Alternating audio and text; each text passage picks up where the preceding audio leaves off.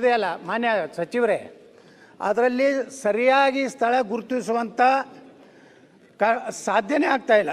ಸಿಬ್ಬಂದಿಗಳು ಮತ್ತು ಸಾರ್ವಜನಿಕರ ಬಗ್ಗೆ ದಿವಸ ಜಗಳ ನಡೀತಾ ಇದೆ. ಸರಿಯಾಗಿ ಚಕ್ಬಂದಿ ಗುರುತಿಸಲು ಸಹ ಸಾಧ್ಯ ಆಗ್ತಾಯಿಲ್ಲ. ಮತ್ತು ಹಳ್ಳಿ ಒಳಗೆ ಸರ್ವೆ ಸಮಸ್ಯೆ ಅಂದರೆ ಈ ದಿಶಾಂಕ ಆ್ಯಪ್ನಿಂದ ನಕ್ಷೆ ತಯಾರಾಗಬೇಕಾಗಿದೆ. ಆದರೆ ಪ್ರತಿಯೊಂದರಲ್ಲಿಯೂ ಸಹ ನೆಟ್ವರ್ಕ್ ಸಮಸ್ಯೆ ಇರೋದರಿಂದ ಸನ್ಮಾನ್ಯ ಇದು ಕೇವಲ ಅಧ್ಯಕ್ಷರೇ ಗ್ರಾಮೀಣ ಪ್ರದೇಶದಲ್ಲ, ನಗರ ಪ್ರದೇಶದಲ್ಲಿ ಅದೇ ಸಮಸ್ಯೆ ಆಗಿದೆ. ಮತ್ತು ಇದರಿಂದ ಸಾರ್ವಜನಿಕರಿಗೆ ತಮ್ಮ ಉತ್ತಾರಿ ತೊಗೊಲಿಕ್ಕೆ ಗ್ರಾಮ ಪಂಚಾಯತ್ಗೆ ಹೋದರೆ ಅವರಿಗೆ ಸಿಗ್ತಾ ಇಲ್ಲ, ಭಾಳ ತೊಂದರೆಯನ್ನು ಅನುಭವಿಸ್ತಾ ಇದ್ದಾರೆ. ಮತ್ತು ಇನ್ನೊಂದು ವರದಿ ಪ್ರಕಾರ ಇವರು ಸರಿಯಾಗಿ ಇವತ್ತು ಇದನ್ನು ಮಾಡಿ ಎಲ್ಲ ಗ್ರಾಮ ಪಂಚಾಯತ್ ವ್ಯಾಪ್ತಿಯಲ್ಲಿ ಬಡಾವಣೆಗಳ ನಕ್ಷೆ, ಕಟ್ಟಡ ನಕ್ಷೆ ಅನುಮೋದನೆ ಇಲ್ಲದ ಈಗಾಗಲೇ ನೋಂದಣಿಯಾಗಿರುವ ಆಸ್ತಿಗಳ ಸಂಖ್ಯೆ 1 ಕೋಟಿಗಿಂತಲೂ ಹೆಚ್ಚಿದೆ. ಇಷ್ಟು ಆಸ್ತಿಗಳು ಬಿ ಖಾತಾ ಪಡೆದು ತೆರಿಗೆ ವ್ಯಾಪ್ತಿಗೆ ಬಂದರೆ ಗ್ರಾಮ ಪಂಚಾಯತಿಗಳಿಗೆ ವಾರ್ಷಿಕವಾಗಿ ಸಾವಿರಾರು ಕೋಟಿ ರೂಪಾಯಿ ಆದಾಯ ಗ್ರಾಮ ಪಂಚಾಯತಿಗೆ ಬರ್ತದೆ. ಸ್ವಂತ ಬಲದ ಮೇಲೇ ಗ್ರಾಮ ಪಂಚಾಯತಿ ತನ್ನ ಅಭಿವೃದ್ಧಿಯನ್ನು ಮಾಡುವಂಥ ಒಂದು ಶಕ್ತಿ ಬರ್ತದೆ ಅಧ್ಯಕ್ಷರೇ. ಅದಕ್ಕೆ ಮಾನ್ಯ ಸಚಿವರು ಇದನ್ನು ಗಂಭೀರವಾಗಿ ಪರಿಗಣಿಸಿ ಎಲ್ಲೆಲ್ಲಿ ಲೋಪದೋಷ ಆಗ್ಯಾವ ತಕ್ಷಣ ಅದಕ್ಕೆ ಪರಿಹಾರ ಕಂಡುಹಿಡಿದು ಇವತ್ತು ಗ್ರಾಮೀಣ ಪ್ರದೇಶದ ಜನರಿಗೆ ತೊಂದರೆ ಆಗ್ತಾಯಿದೆ, ಅದನ್ನು ನಿವಾರಣೆ ಮಾಡಬೇಕಂತೇಳಿ ತಮ್ಮ ಮೂಲಕ ಅವ್ರನ್ನ ವಿನಂತಿ ಮಾಡ್ಕೊತಾ ಇದ್ದೀನಿ. ಮಾನ್ಯ ಅಧ್ಯಕ್ಷರೇ, ಹಿರಿಯ ಶಾಸಕರಾದಂಥ ಯತ್ನಾಳ್ ಅವರ ಕಾಳಜಿ ಭಾಳ ಸಹಜ ಮತ್ತು ನಮಗೂ ಅರ್ಥ ಆಗುತ್ತೆ ಅಧ್ಯಕ್ಷರೇ. ಮೊದಲನೇದಾಗಿ ಅವರಿಗೆ ಅವರ ಗಮನಕ್ಕೆ ತಮ್ಮ ಮುಖಾಂತರ ತರಲಿಕ್ಕೆ ಬಯಸೋದೇನೆಂದರೆ, ಈ ಪಂಚಾಯತ್ ರಾಜ್ ಆ್ಯಕ್ಟನ್ನು ಹೋದ ಅಧಿವೇಶನದಲ್ಲಿ ನಾವು ತಿದ್ದುಪಡಿ ತಂದ್ವಿ. ಇದೇ ಸದನದಲ್ಲಿ ಸಾಕಷ್ಟು ಚರ್ಚೆ ಆಗಿ ಇದು ತಂದರೆ ಒಳ್ಳೆಯದಾಗುತ್ತೆ ಅಂದ್ಬಿಟ್ಟು ವಿರೋಧ ಪಕ್ಷದವರು ಹಾಗೂ ಆಡಳಿತ ಪಕ್ಷದವರು ಕೂಡ ಭಾಳಷ್ಟು ಜನ ಒಪ್ಪಿದ್ರು ಅಧ್ಯಕ್ಷರೇ. ಅದಾದಮೇಲೆ ಅದು ಗವರ್ನರಿಗೆ ಅನುಮೋದನೆಗೆ ಹೋಯಿತು. ಅಲ್ಲಿ ಸ್ವಲ್ಪ ವಿಳಂಬ ಆಗಿ ಸ್ವಲ್ಪ ರೂಲ್ಸ್ ಫ್ರೇಮ್ ಮಾಡೋದ್ರಲ್ಲಿ ಸ್ವಲ್ಪ ವಿಳಂಬ ಆಗಿದೆ ಅಧ್ಯಕ್ಷರೇ. ಅವ್ರು ಹೇಳ್ದಂಗೆ ಸದ್ಯಕ್ಕೆ ನಾವು ಬಿ ಖಾತಾ ಯಾವುದೂ ಗ್ರಾಮ ಪಂಚಾಯತ್ನಲ್ಲಿ ನಾವು ಕೊಡ್ತಾ ಇಲ್ಲ. ಆದರೆ ಯಾವುದೂ ಗೊಂದಲ ಕೂಡ ಇಲ್ಲ ಅಧ್ಯಕ್ಷರೇ. ನಾವು ಭಾಳ ಸ್ಪಷ್ಟವಾಗಿ ಸಾರ್ವಜನಿಕರಲ್ಲಿ ನಾವು ಹೇಳಿದ್ದೇವೆ, ಇನ್ನು ನಾವು ರೂಲ್ಸ್ ಫ್ರೇಮ್ ಮಾಡ್ತಾ ಇದ್ದೇವೆ, ಇದಕ್ಕಿನ್ನ ಸ್ವಲ್ಪ ಸಮಯ ಆಗುತ್ತೆ. ಈಗಾಗಲೇ ನಾವು ಪಬ್ಲಿಕ್ ಅಬ್ಜೆಕ್ಷನ್ಸ್ ಕೂಡ ನಾವು ಕರೆದಿದ್ವಿ ಅಧ್ಯಕ್ಷರೇ. ಅದು ಜುಲೈ 28ನೇ ತಾರೀಕು ಕೊನೆ ದಿನ ಆಯಿತು. ಸುಮಾರು 29 ಆಕ್ಷೇಪಣೆಗಳು ಸಾರ್ವಜನಿಕರಿಂದ ಮತ್ತು ಜನಪ್ರತಿನಿಧಿಗಳಿಂದ ಬಂದಿದೆ. ಅವೆಲ್ಲನೂ ಕೂಡ ಅವರ ಅಹವಾಲುಗಳನ್ನು ನಾವು ತಾಂತ್ರಿಕವಾಗಿ ಹಾಗೂ ಬೇರೆ ರೀತಿಯಾಗಿ ನಾವು ನೋಡಿಬಿಟ್ಟು ಒಂದು ಸಮಗ್ರವಾದಂಥ ರೂಲ್ಸನ್ನು ನಾವು ಇನ್ನೂ ಒಂದು 15 ದಿನದಲ್ಲಿ ನಾವು ಫೈನಲೈಸ್ ಮಾಡ್ತೀವಿ ಮಾನ್ಯ ಶಾಸಕರೇ. ಅದಾದಮೇಲೆ ತಾಂತ್ರಿಕವಾಗಿ ಕೂಡ ಈಗ ಮೊನ್ನೆ ಈ ಖಾತಾದು ಸ್ವಲ್ಪ ಗೊಂದಲ ಆಗ್ತಾ ಇದೆ ಅಧ್ಯಕ್ಷರೇ. ಯಾಕಂದರೆ ಸರ್ವರ್ ಸರಿಯಾಗಿ ನಾವು ಅಂದರೆ ಟೆಕ್ನಿಕಲಿ ನಾವು ಡೇಟಾಬೇಸನ್ನು ಸರಿಯಾಗಿ ಅಪ್ಡೇಟ್ ಮಾಡಿಲ್ಲ ಅಂದ್ಬಿಟ್ಟು. ಸೊ ನಾವು NIC ಅವ್ರ ಜೊತೆನೂ ಕೂಡ ನಾವು ಮಾತನಾಡಿ ನಮಗೆ ಎಷ್ಟು ಜಾಗ ಬೇಕಾಗ್ತದೆ ಮತ್ತು ತಾಂತ್ರಿಕವಾಗಿ ನಾವು ಏನೇನು ಸಿದ್ಧಪಡಿಸ್ಬೇಕು ಇದಕ್ಕೋಸ್ಕರ. ಯಾಕೆಂದರೆ ಒಮ್ಮೆಲೆ ಯತ್ನಾಳ್ ಸಾಹೇಬ್ರು ಹೇಳ್ದಂಗೆ ಲಕ್ಷಾಂತರ ಜನ ಇದಕ್ಕೆ ಬಂದುಬಿಡ್ತಾರೆ. So we have to be digitally also equipped. ಅದು ನೀವು ಇಂಟರ್ನೆಟ್ ಗ್ರಾಮೀಣ ಪ್ರದೇಶದಲ್ಲಿ ಇಂಟರ್ನೆಟ್ ಇರ್ಬೋದು, ಪಂಚಾಯತ್ನಲ್ಲಿರ್ಬೋದು, ಸರ್ವರ್ ಸ್ಪೇಸ್ ಇರ್ಬೋದು ಇತ್ಯಾದಿ ಅಧ್ಯಕ್ಷರೇ. ಸೊ ಅದಕ್ಕೂ ಕೂಡ ನಮಗೆ ಮಾಡಲಿಕ್ಕೆ ಒಂದು ತಿಂಗಳು ಆಗ್ಬೋದು ಅಧ್ಯಕ್ಷರೇ. ಬಹುಶಃ ತಮ್ಮ ಮುಖಾಂತರ ಸದನಕ್ಕೆ ತಿಳಿಸೋದು ಅಧ್ಯಕ್ಷರೇ, ಈ 11B ಖಾತಾ ಮತ್ತು ಈ ಸ್ವತ್ತು ಸಾಫ್ಟ್ವೇರನ್ನು ರೆಡಿ ಆದ ತಕ್ಷಣ 1-1.5 ತಿಂಗಳಲ್ಲಿ ನಾವು ಪ್ರಾರಂಭ ಮಾಡ್ತೀವಿ ಅಧ್ಯಕ್ಷರೇ. ಅಬ್ಜೆಕ್ಷನ್ಸನ್ನು ನಾವು ಕ್ಲಿಯರ್ ಮಾಡೋಕ್ಕೆ ಮತ್ತು ರೂಲ್ಸ್ ಫ್ರೇಮ್ ಮಾಡೋಕ್ಕೆ 15 ದಿನ ಬೇಕಾಗ್ತದೆ. ಮತ್ತು ಟೆಕ್ನಿಕಲಿ ಅಪ್ಗ್ರೇಡ್ ಆಗಲಿಕ್ಕೆ ನಮ್ಗೆ 1 ತಿಂಗಳು ಬೇಕಾಗ್ತದೆ. ಮತ್ತು ಇನ್ನೊಂದು ದಿಶಾಂಕ ಆ್ಯಪ್ ಬಗ್ಗೆ ತಾವು ಹೇಳಿದ್ರಿ ಮಾನ್ಯ ಸದಸ್ಯರೇ. ಯಾವುದಾದ್ರೂ ತಮಗೆ ಸ್ಪೆಸಿಫಿಕ್ ಆಗಿ ಎಲ್ಲಾದರೂ ಲೋಪದೋಷಗಳನ್ನು ಕಂಡುಬಂದರೆ ನೀವು ನಮ್ಗೆ ತಿಳಿಸಿದ್ರೆ ನಾವು ಸರಿಪಡಿಸ್ತೀವಿ ಅಧ್ಯಕ್ಷರೇ. ನಮ್ಮ ಪ್ರಕಾರ ಸರಿಯಾಗಿ ನಡೀತಾ ಇದೆ. ಸದನದ ಗಮನಕ್ಕೂ ಕೂಡ ನಾನು ತರಲಿಕ್ಕೆ ನಾನು ಬಯಸ್ತಾ ಇದ್ದೀನಿ. ಮಾನ್ಯ ಯತ್ನಾಳ್ ಸಾಹೇಬ್ರು ಹೇಳ್ದಂಗೆ ಹಿಂದೆ ನಮ್ಮ ಟ್ಯಾಕ್ಸ್ ವ್ಯಾಪ್ತಿನಲ್ಲಿ ಬರಲಾರ್ದಂಥದ್ದು ಸಾಕಷ್ಟು ಆಸ್ತಿಗಳಿತ್ತು. ಕಳೆದ 2 ವರ್ಷದಲ್ಲಿ ನಾವು ನಿರಂತರವಾಗಿ ನಮ್ಮ CEO ಗಳ ಮುಖಾಂತರ ಇರ್ಬೋದು, ನಮ್ಮ EO ಗಳ ಮುಖಾಂತರ ಇರ್ಬೋದು, ಹೆಚ್ಚಿನ ಆಸ್ತಿಗಳನ್ನು ನಾವು ತೆರಿಗೆ ವ್ಯಾಪ್ತಿಗೆ ತರಲಿಕ್ಕೆ ಪ್ರಯತ್ನ ಮಾಡಿದ್ದೀವಿ. ಈ ಸದನಕ್ಕೆ ನಾನು ತಿಳಿಸೋದೇನಪ್ಪ ಅಂದರೆ, ಇಡೀ ದೇಶದಲ್ಲೇ ಮೊದಲನೇ ಬಾರಿಗೆ ನಮ್ಮ ರಾಜ್ಯದಲ್ಲಿ ಅತ್ಯಂತ ಹೆಚ್ಚು ತೆರಿಗೆ ಕಲೆಕ್ಷನ್ ಆಗಿದೆ. 1237 ಕೋಟಿ ರೂಪಾಯಿ ಅಧ್ಯಕ್ಷರೇ. ಎಲ್ಲೂ ಕೂಡ ಇಡೀ ದೇಶದಲ್ಲಿ ಆಗಿಲ್ಲ ಅಧ್ಯಕ್ಷರೇ. ಇನ್ನೂ ಹೆಚ್ಚು ಮಾಡ್ಬೋದು, ನನ್ನ ಇಲ್ಲ ಅಂತಿಲ್ಲ. ಸೊ ಅವರ ಸಲಹೆಯನ್ನು ನಾವು ಈಗಾಗಲೇ ಮ್ಯಾನ್ಯುವಲಿ ನಾವು ಮಾಡ್ತಾ ಇದ್ದೀವಿ ಅಧ್ಯಕ್ಷರೇ. ಡಿಜಿಟಲಿ ಕೂಡ ನಾವು ಮಾಡಿ ಇನ್ನೂ ಹೆಚ್ಚು ಮಾಡಿಸ್ತೀವಿ. ಅವ್ರು ಹೇಳಿದಾಗೆ ಏನೇ ಸಂಪನ್ಮೂಲ ಬಂದ್ರೂ ಕೂಡ ₹1 ನಮಗೆ ಬರೋದಿಲ್ಲ ಅಧ್ಯಕ್ಷರೇ. ಆ ಪಂಚಾಯತಿಗೆ ಹೋಗುತ್ತೆ, ಅವ್ರ ಇನ್ಫ್ರಾಸ್ಟ್ರಕ್ಚರಿಗೆ, ಅವ್ರ ಡೆವಲಪ್ಮೆಂಟಿಗೆ. ಅದು ಕೂಡ ನಡೆದಿದೆ. ಈ ಒಂದು ರೂಲ್ಸು ಮತ್ತು ಈ ನಮ್ಮ ಒಂದು ತಿದ್ದುಪಡಿಗಳನ್ನು ನಾವು ತಂದ ಮೇಲೆ ಇದು ಅವ್ರು ಹೇಳ್ದಂಗೆ ಇನ್ನು ಸಾವಿರಾರು ಕೋಟಿ ರೂಪಾಯಿ ಜಾಸ್ತಿ ಆದಾಯನೂ ಕೂಡ ಬರುತ್ತೆ, ಮತ್ತು ಜನರಿಗೆ ಸ್ವಲ್ಪ ರಿಲೀಫ್ ಕೂಡ ಸಿಗುತ್ತೆ ಅಧ್ಯಕ್ಷರೇ, ಯಾರು ಅಕ್ರಮ ಸಕ್ರಮ ಮಾಡ್ಕೊಳ್ಳಿಕ್ಕೆ. ಸೊ ಅದರಿಂದ ನಮಗೆ ಒಂದೂವರೆ ತಿಂಗಳು ಕಾಲಾವಕಾಶ ಬೇಕಾಗ್ತದೆ ಅಧ್ಯಕ್ಷರೇ. ಇದಕ್ಕೆ ನಾವು ಬದ್ಧರಾಗಿದ್ದೇವೆ ಅಧ್ಯಕ್ಷರೇ. ಈಗ ಈ ಕಾಯ್ದೆಯಲ್ಲಿ ಗ್ರಾಮ ಠಾಣೆ ವ್ಯಾಪ್ತಿಯಲ್ಲಿ ಬರುವಂಥ ನಿವೇಶನಗಳಿಗೆ, ಕಟ್ಟಡಗಳಿಗೆ ಖಾತಾ ಈ ಸ್ವತ್ತು ಅವಕಾಶ ಇದರಲ್ಲಿ ಇಲ್ಲ. ಒಂದು ದಿನದಿಂದ ದಿನಕ್ಕೆ ಜನಸಂಖ್ಯೆ ಹೆಚ್ಚಾಗಿ ನಿವೇಶನಗಳು, ಮನೆಗಳ ಸಂಖ್ಯೆ ಇವತ್ತು ನೋಡ್ರಿ, ಆಶ್ರಯ ಮನೆಗಳು ಇರ್ಬೋದು, ತೋಟದಲ್ಲಿ ಕಟ್ಟಿದಂಥ ಮನೆ ಇರ್ಬೋದು, ಇವತ್ರಿಗೆ ಎಲ್ಲರನ್ನೂ ನೀವು ಹಾಕ್ಕೊಂಡ್ರೆ ಅದರದ್ದು ಒಂದು ಏನು ಗ್ರಾಮ ಪಂಚಾಯತಿ ಸೋರ್ಸಸ್ಸು ಹೆಚ್ಚಾಗ್ತದೆ ಅಧ್ಯಕ್ಷರೇ. ಅದರ ಜೊತೆಗೆ ನಿವೇಶನಗಳಿಗೆ ಮನೆ ಹೊಂದಿರೋ ಕುಟುಂಬಕ್ಕೆ ಆಶ್ರಯ ಮನೆಗಳು, ದನದ ಶೆಡ್ಡು ಎಲ್ಲನೂ ಹೇಳಿದೆ ಅಧ್ಯಕ್ಷರೇ. ಅದ್ರ ಜೊತೆಗೆ ಇವತ್ತು ಏನು ಹೇಳಿದ್ರು ದಿಶಾಂಕದ ಬಗ್ಗೆ, ನೀವು ಗ್ರಾಮ ಪಂಚಾಯತಿಗಳಿಗೆ ಸೌರಶಕ್ತಿಯಿಂದ ವಿದ್ಯುತ್ ಕೊಡೋದ್ರ ಸಲುವಾಗಿ ಒಂದು ಯೋಜನೆ ಹಾಕ್ಕೊಂಡು ಇಡೀ ರಾಜ್ಯದಲ್ಲಿರುವಂಥ ಎಲ್ಲ ಗ್ರಾಮ ಪಂಚಾಯತಿಗಳಿಗೆ ಏನು ಗ್ರಾಮ ಪಂಚಾಯತ್ ನಡೆದು ಬೆಳಗ್ಗೆ 10ರಿಂದ ಸಾಯಂಕಾಲ 5 ಗಂಟೆವರೆಗೆ, ಆವಾಗ ಬಿಸಿಲಿದ್ದೇ ಇರ್ತದೆ, ಸೌರದ ಒಂದು ವಿದ್ಯುತ್ ಉಪಯೋಗ ಆಗ್ತದೆ. ಮಾನ್ಯ ಸಚಿವರು ಇದ್ರ ಕಡೆನೂ ಸೋಲಾರ್ ಒಂದು ಇದನ್ನು ಅಳವಡಿಸೋದ್ರ ಸಲುವಾಗಿಯೂ ಸಹ ಹೆಚ್ಚಿನ ಒಂದು ಗಮನ ಕೊಡಬೇಕನ್ನುವಂಥದ್ದು ವಿನಂತಿ ಇದೆ. ಓಕೆ ಮಾನ್ಯ ಅಧ್ಯಕ್ಷರೇ, ನಾನು ಹೇಳ್ದಂಗೆ ಸಂಪೂರ್ಣವಾಗಿ ಅವರ ಸಲಹೆಗಳನ್ನು ನಾನು ಒಪ್ತೀನಿ. ಇದನ್ನು ಇದೇ ನಿಟ್ಟಿನಲ್ಲಿ ಕೂಡ ನಾವು ಕೆಲಸ ಮಾಡ್ತಾ ಇರೋದು. ಈ ಸೊತ್ತು ರಿಫಾರ್ಮ್ಸನ್ನು ಕೂಡ ಒಂದು ಸಮಿತಿಯನ್ನು ನಾವು ಮಾಡಿದ್ದೇವೆ.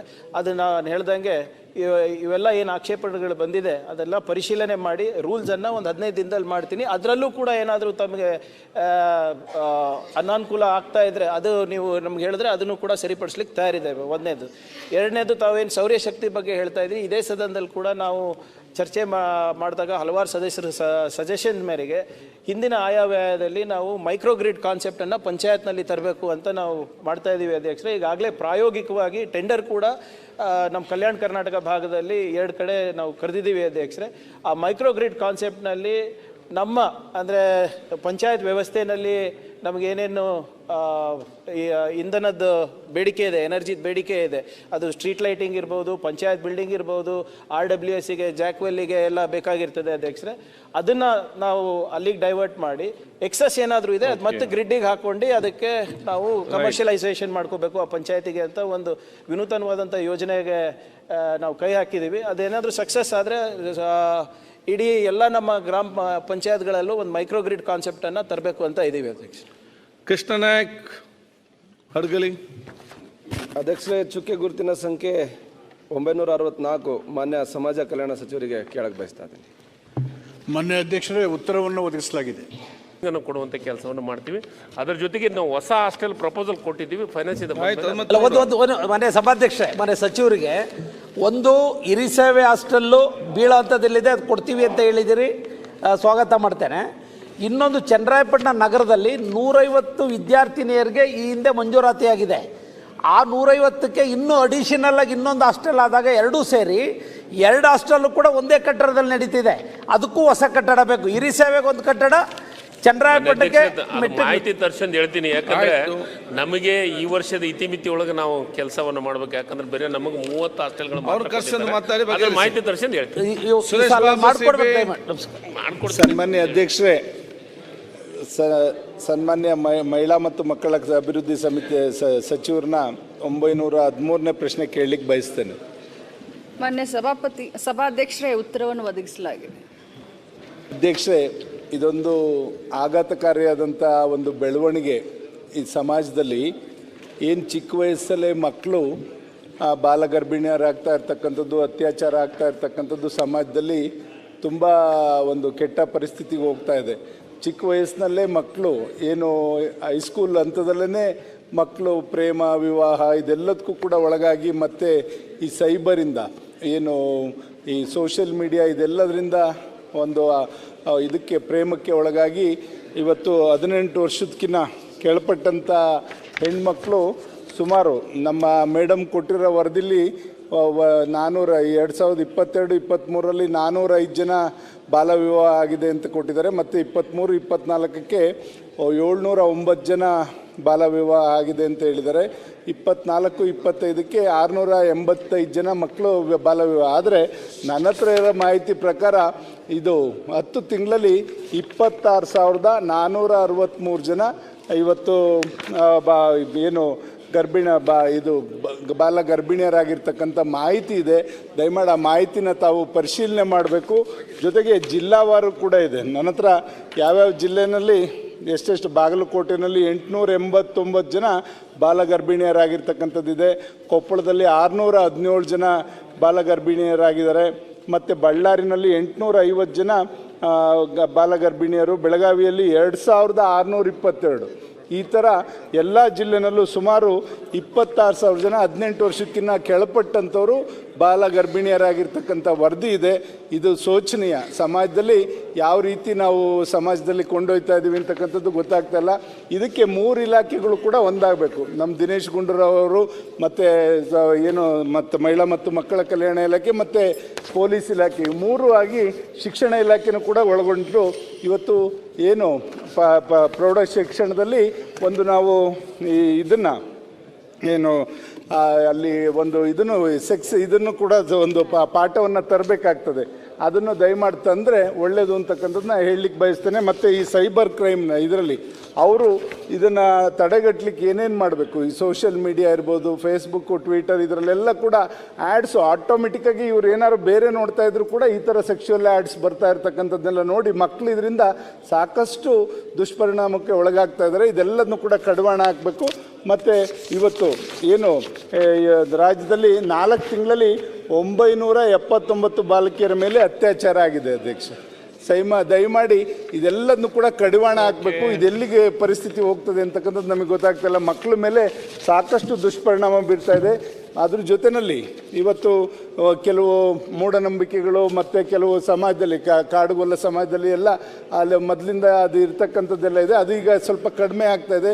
ಜುಡಿಷಿಯಲ್ ಕೂಡ ಇದ್ರ ಜೊತೆಲಿ ಅವೇರ್ನೆಸ್ಸನ್ನು ಕೊಡ್ತಾ ಇರ್ತಕ್ಕಂಥದ್ದು ನಾವೆಲ್ಲ ಕೂಡ ನೋಡ್ತಾ ಇದ್ದೀವಿ. ಅದರಿಂದ ದಯಮಾಡಿ ನಾನು ಸಚಿವರಲ್ಲಿ ಮನವಿ ಮಾಡ್ಕೊಳ್ಳೋದು, ಈ ಒಂದು ಬೆಳವಣಿಗೆ ಆಘಾತಕಾರಿಯಾಗಿದೆ. ಇವತ್ತು ಸೊಸೈಟಿನಲ್ಲಿ ಇದನ್ನು ಕಡಿವಾಣ ಹಾಕಲಿಕ್ಕೆ ಏನೇನು ಕ್ರಮಗಳು ತಗೋತೀರೋ ದಯಮಾಡಿ ನಾವು ಇದನ್ನು ವಿವರಿಸಬೇಕು ಅಂತ ಒತ್ತಾಯ ಮಾಡ್ತೀವಿ. ಸನ್ಮಾನ್ಯ ಅಧ್ಯಕ್ಷರೇ, ಶಾಸಕರ ಒಂದು ಕಾಳಜಿ ಬಗ್ಗೆ ನಾನು ಅಭಿನಂದನೆಯನ್ನು ಸಲ್ಲಿಸ್ತೀನಿ. ಬರೀ ಅವ್ರಿಗಷ್ಟೇ ಅಲ್ಲ, ಸಮಾಜದಲ್ಲಿರುವಂಥ ಎಲ್ಲ ಸಾಮಾಜಿಕ ಕಳಕಳಿ ಬದ್ಧತೆಯನ್ನು ಹೊಂದಿದಂಥ ಎಲ್ಲರಿಗೂ ಕೂಡ ಇದ್ರ ಬಗ್ಗೆ ಚಿಂತನೆ ಇದೆ ಮತ್ತು ಕಾಳಜಿ ಇದೆ. ಅದರಲ್ಲೂ ವಿಶೇಷವಾಗಿ ನಮ್ಮ ಸರ್ಕಾರ ಬಂದ ಮೇಲೆ ಬಹಳಷ್ಟು ಈ ಆಡಳಿತದಲ್ಲಾಗಲಿ ಅಥವಾ ವಿಶೇಷವಾಗಿ ಬಾಲ ಗರ್ಭಿಣಿಯರು ಮತ್ತು ಏನು ನಾವು ಬಾಲ್ಯ ವಿವಾಹ ಅಂತ ಇದನ್ನು ತಡೆಗಟ್ಟಲಿಕ್ಕೆ ಭಾಳಷ್ಟು ಕಾನೂನುಗಳ ತಿದ್ದುಪಡಿಯನ್ನು ತಾವು ನೋಡಿರ್ಬೋದು. ನಿನ್ನೆನೇ ನಾವು ಬಾಲ್ಯ ವಿವಾಹ ವಿಧೇಯಕವನ್ನು ಸದನದಲ್ಲಿ ಮಂಡಿಸಿದ್ದೀವಿ. ಕಾರಣ ಇಷ್ಟೇ, ನಮಗೂ ಕೂಡ ಭಾಳಷ್ಟು ಕಾಳಜಿ ಇದೆ. ಅದರಲ್ಲೂ ತಾವು ಒಂದು ಪೇಪರ್ನಲ್ಲಿ ವಿಜಯ ಕರ್ನಾಟಕದಲ್ಲಿ ಬಂದಿರುವಂಥ ಒಂದು ಅಂಕಿ ಅಂಶಗಳ ಇದನ್ನು ನನಗೆ ಕೊಟ್ರಿ. ಬಟ್ಟು ನಮ್ಮ CWC ಅಂತ ಇರುತ್ತೆ, ಮಕ್ಕಳ ರಕ್ಷಣಾ ಸಮಿತಿ ಅಂತ ಇರುತ್ತೆ ಪ್ರತಿಯೊಂದು ಜಿಲ್ಲೆಯಲ್ಲಿ. ಅದರಲ್ಲಿ ಬೆಂಗಳೂರಿನಲ್ಲಿ 4 ಇದೆ, ಯಾಕೆಂದರೆ ದೊಡ್ಡ ಜಿಲ್ಲೆ ಇರೋದ್ರಿಂದ. ಉಳಿದ ಜಿಲ್ಲೆಯಲ್ಲಿ ಒಂದೊಂದು ಮಕ್ಕಳ ರಕ್ಷಣಾ ಸಮಿತಿ ಅಂತ ಇರುತ್ತೆ. ನಮ್ಮ ಮಕ್ಕಳ ರಕ್ಷಣಾ ಸಮಿತಿಯ ಎದುರುಗಡೆ ಬಂದಂಥ ಈ ಬಾಲ ಗರ್ಭಿಣಿಯರ ಸಂಖ್ಯೆಗಳನ್ನು ನಾನು ಈಗಾಗಲೇ ತಮಗೆ 2022-23ರಲ್ಲಿ ಏನಿತ್ತು, 23-24ರಲ್ಲಿ 24-25ರಲ್ಲಿ 685 ಅಂತ ತಮಗೆ ಉತ್ತರದಲ್ಲಿ ನಾನು ಒದಗಿಸಿದ್ದೀನಿ. ಇನ್ನು ಇದು RCH ಪೋರ್ಟಲ್ನಲ್ಲಿ ಯಾವ ಆಧಾರದ ಮೇಲೆ ಇಷ್ಟೊಂದು ದೊಡ್ಡ ಸಂಖ್ಯೆ ಬಂದಿದೆ, 26,000 ಅಂತಂದರೆ ಇದು ನಿಜವಾಗ್ಲೂ ಬಹಳಷ್ಟು ಗಂಭೀರವಾದಂಥ ಸಮಸ್ಯೆ. ಅದರಲ್ಲೂ ನೀವು ನನ್ನ ತವರು ಜಿಲ್ಲೆ ಆದಂಥ ಬೆಳಗಾವಿನಲ್ಲಿ 2,000 ಮೇಲೆ ಬಾಲ ಗರ್ಭಿಣಿಯರು ಅಂತ ಈಗ ಉಲ್ಲೇಖ ಮಾಡಿದ್ರಿ. ಬಹುಶಃ ನಾನು ಅಲ್ಲೇ ಇರೋದ್ರಿಂದ, ಸ್ಥಾನಿಕವಾಗಿರೋದ್ರಿಂದ ಪ್ರತಿಯೊಂದು ಆಫೀಸರ್ ಜೊತೆ ಅಥವಾ ನಾನು ಅವ್ರ ಜೊತೆ ದಿನಂಪ್ರತಿನಿಧಿ ಸಂಪರ್ಕದಲ್ಲಿರೋದ್ರಿಂದ 2000 ಅಂಕೆ ಸಂಖ್ಯೆಗಳಂತೂ ಇದು ಶುದ್ಧವಾಗಿ ಇದು ತಪ್ಪಾಗುತ್ತೆ ಅಂತ ಹೇಳಲಿಕ್ಕೆ ಬಯಸ್ತೇನೆ. ಅದರ ಜೊತೆಯಲ್ಲಿ ನೀವು ವಿಶೇಷವಾಗಿ ಅದರ ಜೊತೆಯಲ್ಲಿ ಎತ್ತರಗೋಸ್ಕರ ಬಾಲ ಗರ್ಭಿಣಿಯರಾಗಿದ್ದಾರೆ ಅನ್ನುವಂಥ ಆಧಾರವನ್ನು ಕೂಡ ನಾನು ಹೇಳಿದ್ದೀನಿ. ಅದರ ಬಗ್ಗೆ ತಾವು ಕೂಡ ಕಾಳಜಿಯನ್ನು ತೋರಿಸಿದ್ದೀರ. ಸೋಷಿಯಲ್ ಮೀಡಿಯಾ ಕಡಿವಾಣ ಹಾಕಬೇಕು ಮತ್ತು ಹರೆಯದ ಮಕ್ಕಳಲ್ಲಿ ಪ್ರೇಮ ವಿವಾಹಗಳಾಗಿರ್ಬೋದು, ಪ್ರಕರಣಗಳಾಗಿರ್ಬೋದು, ಇವು ಕೂಡ ಜಾಸ್ತಿ ಆಗ್ತಾ ಇದೆ. ಆಮೇಲೆ ತಾವು ಹೇಳಿದ್ರಿ ಇದು ಕೆಲವು ಸಮುದಾಯದಲ್ಲಿ ಕೆಲವು ಪಂಗಡಗಳಲ್ಲಿ ಇದು ಆಚರಣೆಯಾಗಿ ಉಳಿದಿದೆ, ಅದಕ್ಕೂ ಕೂಡ ಕಡಿವಾಣ ಹಾಕ್ತಾ ಇದ್ದೀವಿ. ಮಾನ್ಯ ಸದಸ್ಯರಿಗೆ ಸಭಾಧ್ಯಕ್ಷರ ಮುಖಾಂತರ ಹೇಳಲಿಕ್ಕೆ ಬಯಸ್ತೇನೆ. ನಾನು ಮೊನ್ನೆ ಬೀದರ್ ಜಿಲ್ಲಾ ಒಂದು ಪ್ರವಾಸದಲ್ಲಿದ್ದಾಗ ಅಲ್ಲಿಯ SP ಅವರು ಒಂದು ಅಕ್ಕ ಪಡೆ ಅಂತ ಹೇಳಿ ಬಹಳ ಚೆನ್ನಾಗಿ ಕಾರ್ಯವನ್ನು ನಿರ್ವಹಣೆ ಮಾಡ್ತಾಯಿದ್ರು. ಸೊ ಆ ಅಕ್ಕ ಪಡೆಯನ್ನು ಇಡೀ ನಮ್ಮ ರಾಜ್ಯಾದ್ಯಂತ ಪ್ರಾಯೋಗಿಕವಾಗಿ ಆಗಸ್ಟ್ 15ರಿಂದ ಮೈಸೂರಲ್ಲಿ, ಬೆಳಗಾವಿಯಲ್ಲಿ, ಮಂಗಳೂರಿನಲ್ಲಿ ಅದು ಅಕ್ಕ ಪಡೆಯ ಒಂದು ಕಾರ್ಯಾಚರಣೆಯನ್ನು ನಾವು ಶುರು ಮಾಡ್ತಾಯಿದ್ವಿ ಇಲಾಖೆಯ ಮುಖಾಂತರ. ಈ ಅಕ್ಕ ಪಡೆ ಮಾಡೋದ್ರಿಂದ ಯಾವುದೇ ಮಕ್ಕಳಿಗೆ ಏನಾದರೂ ಕಾಲೇಜ್ಗೆ ಅವ್ರು ಹೋಗ್ತಾರೆ, ಅಕ್ಕ ಪಡೆ ಅಂತಂದರೆ ಅದರಲ್ಲಿ ಮಹಿಳಾ ಪೊಲೀಸ್ ಸಿಬ್ಬಂದಿಗಳಿರ್ತಾರೆ ಮತ್ತು NCC ಏನು ಸೀನಿಯರ್ ಕ್ಯಾಡರ್ದವ್ರು ಇರ್ತಾರೆ, ಅವ್ರು ಇರ್ತಾರೆ. ಅವರಿಗೆ ಒಂದು ವೆಹಿಕಲನ್ನು ಕೂಡ ನಾವು ನಮ್ಮ ಇಲಾಖೆಯಿಂದ ಕೊಡ್ತಾ ಇದ್ದೀವಿ ಮತ್ತು ಜಿಲ್ಲಾ ಅಧಿಕಾರಿಗಳಿಗೆ ಕೂಡ DMF ಫಂಡ್ನಲ್ಲೂ ಕೂಡ ತಗೊಳ್ಳಿಕ್ಕೆ ನಾವು ಎಲ್ಲ ಕಡೆ ನಾವು ಮಾತಾಡಿದ್ದೀವಿ ಈಗಾಗಲೇ. ಸೊ ಆ ಅಕ್ಕ ಪಡೆಯ ಕಾರ್ಯದಿಂದ ಆದಷ್ಟು ಕಡಿಮೆ ಮಾಡಲಿಕ್ಕಿಂತ ಪ್ರಕರಣಗಳನ್ನು, ಬಾಲ್ಯ ವಿವಾಹ ಇರ್ಬೋದು, ಅತ್ಯಾಚಾರ ಪ್ರಕರಣಗಳಿರ್ಬೋದು, ಇದು ಒಂದು ನಮ್ಮ ಕಾಳಜಿ, ನಮ್ಮ ಬದ್ಧತೆ, ಅದಕ್ಕೂ ಪ್ರಯತ್ನ ಮಾಡ್ತಾ ಇದ್ದೀವಿ. ಮತ್ತು ನಮ್ಮ ಸರ್ಕಾರ ಬಂದ ಮೇಲೆ ನಾನು ಇಲಾಖೆಯ ಒಂದು ಕಾರ್ಯಭಾರವನ್ನು ತೆಗೆದುಕೊಂಡ ಮೇಲೆ ಈ ಭಾಳಷ್ಟು ಪರಿಣಾಮಕಾರಿಯಾಗಿ ಬಾಲ್ಯ ವಿವಾಹವನ್ನು ತಡೆಗಟ್ಟಲಿಕ್ಕೆ 10 ಇಲಾಖೆಯನ್ನು ಒಳಗೊಂಡಂಥ ಒಂದು ಸಮಿತಿಯನ್ನು ನಾವು ರಚನೆ ಮಾಡಿದ್ದೀವಿ. ಅದರಲ್ಲಿ RDPR ಬರುತ್ತೆ, ಯಾಕೆಂದರೆ ಗ್ರಾಮ ಪಂಚಾಯಿತಿಗಳ ಸಹಕಾರ ನಮಗೆ ಭಾಳ ಬೇಕಾಗುತ್ತೆ. ಆರೋಗ್ಯ ಇಲಾಖೆ, ಶಿಕ್ಷಣ ಇಲಾಖೆ, ಯಾಕಂತಂದರೆ ಈಗ ಡ್ರಾಪ್ಔಟ್ ಆಗೋದು ನಮ್ಮ ಶಿಕ್ಷಣ ಇಲಾಖೆಯವ್ರಿಗೆ ಭಾಳಷ್ಟು ಬೇಗ ಗೊತ್ತಾಗುತ್ತೆ. 3 ದಿನ ಹೆಣ್ಣು ಮಗು ಏನಾದರೂ ಸ್ಕೂಲ್ಗೆ ಬರಲಿಲ್ಲ ಅಂದ ತಕ್ಷಣ ಮೊದಲು ಗೊತ್ತಾಗೋದೆ ಆ ಟೀಚರ್ಗೆ. ಸೊ ಹೀಗಾಗಿ ಎಜುಕೇಷನ್ ಡಿಪಾರ್ಟ್ಮೆಂಟನ್ನು ಕೂಡ ಇದರಲ್ಲಿ ತೆಗೆದುಕೊಂಡಿದ್ದೀವಿ. ಅದೇ ಪ್ರಕಾರ ಹೋಮ್ ಡಿಪಾರ್ಟ್ಮೆಂಟು ಮತ್ತು ಸಮಾಜ ಕಲ್ಯಾಣ ಇಲಾಖೆ, ಕಂದಾಯ ಇಲಾಖೆ, ಪರಿಶಿಷ್ಟ ಜಾತಿ ಪರಿಶಿಷ್ಟ ಪಂಗಡ ಕಲ್ಯಾಣ ಇಲಾಖೆ, BCM, ಮೈನಾರಿಟಿ, ಪದವಿ ಪೂರ್ವ ಶಿಕ್ಷಣ, ಈ ಎಲ್ಲ 10 ಇಲಾಖೆಗಳನ್ನು ಒಳಗೊಂಡಂಥವ್ರಿಗೆ ನಾವು ಇದರ ಒಂದು ಜವಾಬ್ದಾರಿ ಅಂದರೆ ಬಾಲ್ಯ ವಿವಾಹ ತಡೆಗಟ್ಟಲಿಕ್ಕೆ ಇವ್ರನ್ನೆಲ್ಲರನ್ನೂ ಕೂಡ ಒಳಗೊಂಡಂಥ ಸಮಿತಿಗಳನ್ನು ಗ್ರಾಮ ಪಂಚಾಯಿತಿ ಮಟ್ಟದಿಂದ ಜಿಲ್ಲಾ ಆಡಳಿತವರೆಗೂ ವಿಸ್ತರಣೆಯನ್ನು ಮಾಡಿದ್ದೀವಿ. ಒಟ್ಟಾಗಿ ತಮ್ಮ ಕಾಳಜಿಯ ಬಗ್ಗೆ ನಮಗೆ ಗಮನಕ್ಕಿದೆ. ಈ ಅತ್ಯಾಚಾರದ ಬಗ್ಗೆ ಕೂಡ ನಮಗೆ ನೀವು ಹೇಳಿದ್ದೀರಾ. ಇದಕ್ಕೆ ಏನು ಆಗಬೇಕು? ಇದಕ್ಕೆ ನಾವು ಎಜುಕೇಟ್ ಮಾಡಬೇಕಷ್ಟೇ. ಸಮಾಜದಲ್ಲಿ ಇರುವಂಥ ಇದೊಂದು ದೊಡ್ಡ ಪಿಡುಗು. ಇದನ್ನು ನೀವಾಗಲಿ ನಾವಾಗಲಿ ಬೇರು ಮಟ್ಟದಿಂದ ಕಿತ್ತೊಗಿಬೇಕು ಅನ್ನೋದೇ ನಮ್ಮೆಲ್ಲರ ಒಂದು ಆಶಯ. ಇದು ಬಹಳಷ್ಟು ಅಸಹ್ಯನೂ ಅನಿಸುತ್ತೆ. ಈ ಬಗ್ಗೆ ಮಾತನಾಡಲಿಕ್ಕೆ ಭಾಳಷ್ಟು ನಮಗೆ ರಕ್ತನೂ ಕುದಿಯುತ್ತೆ. ಯಾವ ರೀತಿಯಿಂದ ಇದನ್ನು ತಡೆಗಟ್ಟಲಿಕ್ಕೆ ಏನೆಲ್ಲ, ಯಾವುದೇ ಸರ್ಕಾರ ಬರಲಿ, ಏನೆಲ್ಲ ಕಾನೂನುಗಳನ್ನು ತೆಗೆದುಕೊಂಡು ಬರ್ತೀವಿ, ಎಷ್ಟೆಲ್ಲ ಕಠಿಣ ಶಿಕ್ಷೆಯನ್ನು ಕೊಡೋಕ್ಕೆ ಇದನ್ನು ಮಾಡ್ತೀವಿ, ಇದಕ್ಕೆ ಯಾರೂ ಕೂಡ ಸಪೋರ್ಟ್ ಮಾಡೋಕ್ಕೆ ಸಾಧ್ಯ ಇಲ್ಲ. ಭಾಳಷ್ಟು ನನ್ನ ಇಲಾಖೆಯಲ್ಲಿ 1098 ಅಂತ ಒಂದು ಹೆಲ್ಪ್ಲೈನ್ ಕೂಡ ನಾವು ಮಾಡಿದ್ದೀವಿ. ಈ ರೀತಿ ಏನಾದರೂ ತೊಂದರೆ ಇದ್ದರೆ, ಯಾಕೆಂದರೆ ಭಾಳಷ್ಟು ಹುಡುಗಿಯರನ್ನ ಚಿಡಾಯಿಸ್ತಾ ಇರ್ತಾರೆ ಹುಡುಗರು, ಭಾಳಷ್ಟು ಹುಡುಗರು ಹೋಗಿ ಅವ್ರ ಮನೆಗೆ ಹೋಗಿ ಧಮಕಿ ಕೊಟ್ಟು ಬರ್ತಿರ್ತಾರೆ. ಆ ರೀತಿ ಏನಾದರೂ ಇದ್ದರೆ 1098ಗೆ ತತ್ಕ್ಷಣ ಆ ಹುಡುಗಿ ನಮ್ಮ ಹೆಲ್ಪ್ಲೈನ್ಗೆ ಫೋನ್ ಮಾಡಿದ್ರೆ 24 hours ನಮ್ಮ ಹೆಲ್ಪ್ಲೈನ್ ಸಹಾಯಕ್ಕೆ ನಾವು ನಿಲ್ತೀವಿ. ಇದನ್ನು ತಡೆಗಟ್ಟಲಿಕ್ಕೆ ಎಲ್ಲರೂ ಸೇರಿಕೊಂಡು ಪ್ರಯತ್ನ ಮಾಡೋಣ ಅಂತ ನಾನು ಮಾನ್ಯ ಸದಸ್ಯರಿಗೆ ಸನ್ಮಾನ್ಯ ಅಧ್ಯಕ್ಷ, ಇದೇನಾಗುತ್ತೆ, ಮಕ್ಕಳ ವಿಚಾರ ಆಗಿರೋದ್ರಿಂದ ಕೆಲವರು ಪೇರೆಂಟ್ಸು ಇದನ್ನು ಗಮನಕ್ಕೆ ತಂದಿರಲ್ಲ. ಆದ್ರಿಂದ ಇಷ್ಟು ನಿಮಗೆ ಇಲಾಖೆಗೆ ಬಂದಿರೋ ಮಾಹಿತಿ ಮೇಲೆ ನೀವೇ ವರದಿ ಕೊಟ್ಟಿರ್ತೀರಾ. ಇದೇನಾಗುತ್ತೆ, ಚಿಕ್ಕ ಮಕ್ಕಳಾಗಿರೋದ್ರಿಂದ ಅವ್ರ ಭವಿಷ್ಯದ ದೃಷ್ಟಿಯಿಂದ ಅವ್ರು ಇಷ್ಟೊಂದು ಮಾಹಿತಿ ಕೊಟ್ಟಿರಲಿಲ್ಲ. ದಯಮಾಡಿ ನನ್ನ ಕ್ಷೇತ್ರದಲ್ಲೇ ನಿಮ್ಗೆ ಹೇಳ್ತೀನಿ, 9ನೇ ಕ್ಲಾಸ್ ಮಗು ಒಂದು ಸ್ಕೂಲಲ್ಲಿ ಅದು ಡ್ರೈವರ್ ಯಾರೋ ಒಂದು ಈ ಥರ ಮಿಸ್ಬಿಹೇವ್ ಮಾಡಿ ಡೆಲಿವರಿನೂ ಕೂಡ ಆಯಿತು ಮೊನ್ನೆ, ಈಗ 3 ತಿಂಗಳಿಂದ.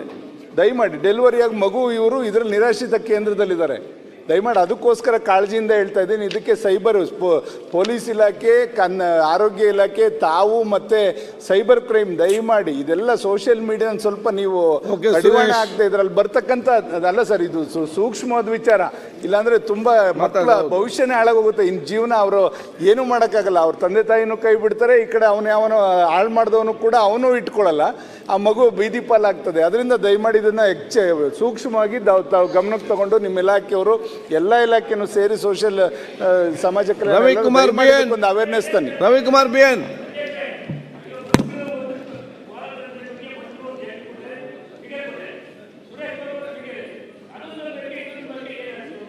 ಕ್ಲಾರಿಫಿಕೇಶನ್ ಮುಂದೆ ಕೊಡ್ಬೇಕು ಮೇಡಮ್ ಅವರು. ಬಾಲಗರ್ಭಿಣಿಯ ಸಂಖ್ಯೆನ ಮಂತ್ರಿಗಳು ಒಂದು ಸಂಖ್ಯೆ ತಮ್ಮ ಮುಂದೆ ಹೇಳಿದ್ದಾರೆ. ಓಕೆ. ಸುರೇಶ್ ಬಾಬು ಅವರು ಒಂದು ಸಂಖ್ಯೆ ಹೇಳಿದ್ದಾರೆ. ಓಕೆ. ನಾವು ಇದನ್ನ ನಂಬಕ್ಕೆ ಕ್ಲಾರಿಫಿಕೇಶನ್ ಬೇಕು ಮುಂದೆ. ನಾವು ಚರ್ಚೆ ಮಾಡಿ ಹೇಳ್ತೇನೆ. ಧನ್ಯವಾದ. ರವಿಕುಮಾರ್ ಬಿಎನ್.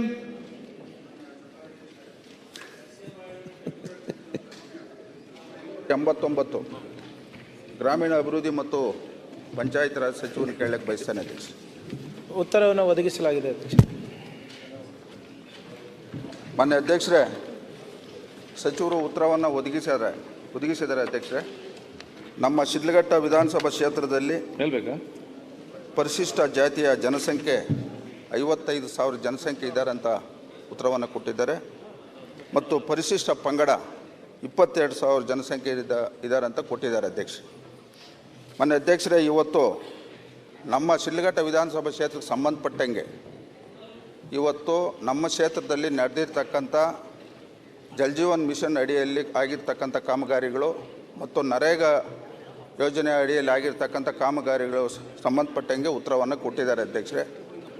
ಮಾನ್ಯ ಅಧ್ಯಕ್ಷರೇ, ಮಾನ್ಯ ಸಚಿವರು 2023-24ನೇ ಸಾಲು ಮತ್ತು 24-25ನೇ ಸಾಲು ಮತ್ತು 23-24-25ನೇ ಸಾಲು 25-26ನೇ ಸಾಲಿನಲ್ಲಿ ನಮ್ಮ ಶಿಡ್ಲಘಟ್ಟ ವಿಧಾನಸಭಾ ಕ್ಷೇತ್ರಕ್ಕೆ 50-54 ಅಡಿಯಲ್ಲಿ ಯಾವುದೇ ಒಂದು ಬಿಡಿಕಾಸು ಸಹ ಅನುದಾನ ಕೊಟ್ಟಿರಲ್ಲ ಅಧ್ಯಕ್ಷರೇ. ಇವತ್ತು ನಮ್ಮ ಶಿಡ್ಲಘಟ್ಟ ವಿಧಾನಸಭಾ ಕ್ಷೇತ್ರದ ಒಂದು ಇತಿಹಾಸ ನೋಡಿದಾಗ 16 ವಿಧಾನಸಭಾ ಚುನಾವಣೆಗಳಲ್ಲಿ 11 ಬಾರಿ ಕಾಂಗ್ರೆಸ್ ಪಕ್ಷದ ಶಾಸಕರನ್ನ ಗೆಲ್ಲಿಸಿರ್ತಕ್ಕಂಥ ಕ್ಷೇತ್ರ. ಇವತ್ತು ಈ ರಾಜ್ಯದಲ್ಲಿ ಕಾಂಗ್ರೆಸ್ ಸರ್ಕಾರ ಬಂದು 27ನೇ ತಿಂಗಳಿನಲ್ಲಿ ಇವತ್ತು ನಡೀತಾ ಇದೆ. ಇವತ್ತು ನಮ್ಮ ಕ್ಷೇತ್ರನ ಸಂಪೂರ್ಣವಾಗಿ ಇವತ್ತು ಕಡೆಗಣಿಸ್ತಕ್ಕಂಥ ಕೆಲಸ ನಡೀತಾ ಇದೆ. ಮಾನ್ಯ ಅಧ್ಯಕ್ಷರೇ, ಇವತ್ತು ನಮ್ಮ ಕ್ಷೇತ್ರದ ಹಿರಿಯರು, ನಮ್ಮ ಪಂಚಾಯಿತಿಯವರು, ನಮ್ಮ KH ಮುನಿಯಪ್ಪಣ್ಣವರು ಈ ಸದನದಲ್ಲಿ ಕುಂತಿದ್ದಾರೆ. ಇವತ್ತು ನಮ್ಮ ಕ್ಷೇತ್ರದಲ್ಲಿ ಸುಮಾರು 217 ಕಿಲೋಮೀಟ್ರು ಇವತ್ತು ಗ್ರಾಮೀಣ ಭಾಗದಲ್ಲಿ ರಸ್ತೆಗಳು ಹದಗೆಟ್ಟಿದ್ದಾವೆ. ಹಿಂದೆ ಸದನದಲ್ಲೂ ಸಹ ಮಾನ್ಯ ಸಚಿವರ ಗಮನಕ್ಕೆ ತಂದೆ ಇವತ್ತು ನಮ್ಮ ಕ್ಷೇತ್ರದ ಪರಿಸ್ಥಿತಿ ಬಗ್ಗೆ. ಇವತ್ತು ನಮ್ಮ ಕ್ಷೇತ್ರಕ್ಕೆ ಇವತ್ತು 50-54 ಯೋಜನೆ ಅಡಿಯಲ್ಲಿ 3 ವರ್ಷದಲ್ಲೂ ಒಂದು ಬಿಡುಕಾಸು ಸಹ ಕೊಟ್ಟಿಲ್ಲ ಅಧ್ಯಕ್ಷರೇ. ದಯಮಾಡಿ ಸಚಿವರು ನಮ್ಮ ಕ್ಷೇತ್ರನ ವಿಶೇಷವಾಗಿ ಗಮನ ಹರಿಸಿ ನಮ್ಮ ಕ್ಷೇತ್ರಕ್ಕೆ ಅನುದಾನವನ್ನು ಕೊಡಬೇಕಂತ ನಾನು ಕೇಳಕ್ಕೆ ಬಯಸ್ತಾ ಇದ್ದೀನಿ ಅಧ್ಯಕ್ಷ. ಮಾನ್ಯ ಅಧ್ಯಕ್ಷರೇ, ಮಾನ್ಯ ಸದಸ್ಯರು ಹೇಳ್ದಂಗೆ ಶಿಡ್ಲಘಟ್ಟನಲ್ಲಿ ಪರಿಶಿಷ್ಟ ಜಾತಿ 55,000 ಮತ್ತು ಪರಿಶಿಷ್ಟ ಪಂಗಡದವರು 22,000 ಚಿಲ್ಲರೆ ಇದ್ದಾರೆ ಅಧ್ಯಕ್ಷರೇ. ಕಳೆದ 3 ವರ್ಷದಲ್ಲಿ ನಾವು 2,971 ಕಾಮಗಾರಿಗಳನ್ನು ತಗೊಂಡು 11,970 ಲಕ್ಷ ರೂಪಾಯಿಗಳನ್ನು ನಾವು ಅನುದಾನವನ್ನು ನೀಡಿದ್ದೇವೆ. ಬೇರೆ ಬೇರೆ ಹೆಡ್ ಆಫ್ ಅಕೌಂಟಲ್ಲಿ 50-54 ನನಗೆ ಸರಿಯಾದ ಕರೆಕ್ಟಾಗಿ ಲೆಕ್ಕ ಇರಲಿಲ್ಲ. ಆದರೆ ಅವರ ಹೋದ ಬಾರಿ ಕೂಡ ನಾವು ಅವ್ರು ಕೇಳ್ಕೊಂಡಾಗ ಈ ಬಾರಿ ನಾನು ಈ ಆರ್ಥಿಕ ವರ್ಷದಲ್ಲಿ ನಾನು ಮಾಡ್ತೀನಿ ಅಂತ ಮಾತು ಕೊಟ್ಟಿದ್ದೆ ಅವರಿಗೆ. 50-54 ಮೊದಲನೇ ಕಂತನ್ನು ನಾವು ಕೆಲವು SCP TSPನಲ್ಲಿ ರಿಲೀಸ್ ಮಾಡಿದ್ದೀವಿ ಅಧ್ಯಕ್ಷರೇ. ಬರುವ 2 ವಾರದಲ್ಲಿ ವಿಶೇಷವಾದಂಥ ಅನುದಾನ ಏನು SCP TSP ಇದು ತಮ್ಮದು ಇದು ಇದೆ ಅದನ್ನು ನಾವು ಮಾಡ್ತೀವಿ ಅಂತ ಹೇಳ್ತೀವಿ ಅಧ್ಯಕ್ಷರೇ. ಅದು ಹೊರತುಪಡಿಸಿ ಪ್ರಗತಿ ಪಥದಲ್ಲೂ ತಮಗೆ 18-20 ಕಿಲೋಮೀಟರನ್ನು ನಾವು ನಿಗದಿಪಡಿಸಿದ್ದೇವೆ. ಅದು ನಾವು ತಮ್ಮ PMJSY ಕೊಟ್ಟರೆ ಅದನ್ನು ಕೂಡ ಅನುಮೋದನೆಯನ್ನು ನೀಡ್ತೀವಿ ಅಧ್ಯಕ್ಷರೇ. ಮಾನ್ಯ ಅಧ್ಯಕ್ಷರೇ, ಈಗ PMJS ಅಧಿಕಾರಿಗಳಿಗೆ ಸಂಬಂಧಪಟ್ಟಂಗೆ ನಾವು ಮಾತಾಡಿದಾಗ ಈಗ ಅವರು ಪ್ರಗತಿ ಪಥ ರಸ್ತೆಗಳಿಗೆ ಸಂಬಂಧಪಟ್ಟಂಗೆ ಅವ್ರು ಕೊಡ್ತಕ್ಕಂಥ ಉತ್ತರ, ಈ ವರ್ಷದಲ್ಲಿ ನಿಮಗೆ ಪ್ರಗತಿ ಪಥದಲ್ಲಿ ಯಾವುದೇ ಕಾಮಗಾರಿಗಳಾಗೋದಿಲ್ಲ, ಬ್ಯಾಂಕ್ ಅನುಮೋದನೆಯನ್ನು ಕೊಟ್ಟಿಲ್ಲ, ಮುಂದಿನ ವರ್ಷ ಆಗ್ತಾಯಿದೆ ಅಂತ ಇವತ್ತು ಅವರು ನಮಗೆ ಅಧಿಕಾರಿಗಳು ಮಾಹಿತಿ ಕೊಟ್ಟಿದ್ದಾರೆ. ಇವತ್ತು ಮಾನ್ಯ ಸಚಿವರು ಇವತ್ತು ನಮ್ಮ ಕ್ಷೇತ್ರ ಈಗ ನಮ್ಮ ಹಿರಿಯರಿದ್ದಾರೆ ಇಲ್ಲಿ KH ಮುನಿಯಪ್ಪಣ್ಣ, ನಮ್ಮ ಕ್ಷೇತ್ರ ಸಮಸ್ಯೆದು ಅವ್ರಿಗೆ ಸಂಪೂರ್ಣವಾಗಿ ಮಾಹಿತಿ ಇದೆ. ಈಗ ನಮ್ಮ ಕ್ಷೇತ್ರಕ್ಕೆ ಇವತ್ತು ಮಾನ್ಯ ಸಚಿವರು ವಿಶೇಷವಾಗಿ ಇವತ್ತು ಕೂಡಲೇ ನಮ್ಗೆ ಅನುದಾನ ಕೊಡ್ತಕ್ಕಂಥ ಕೆಲಸ ಮಾಡಬೇಕಂತೇಳಿ ಈ ಸಂದರ್ಭದಲ್ಲಿ ತಮ್ಮ ಮುಖೇನ ಅವರಿಗೆ ನಾನು ಮನವಿಯನ್ನು ಮಾಡ್ತಾ ಇದ್ದೀನಿ ಅಧ್ಯಕ್ಷರೇ. ಓಕೆ, ಮಂತ್ರಿ ಅವರು.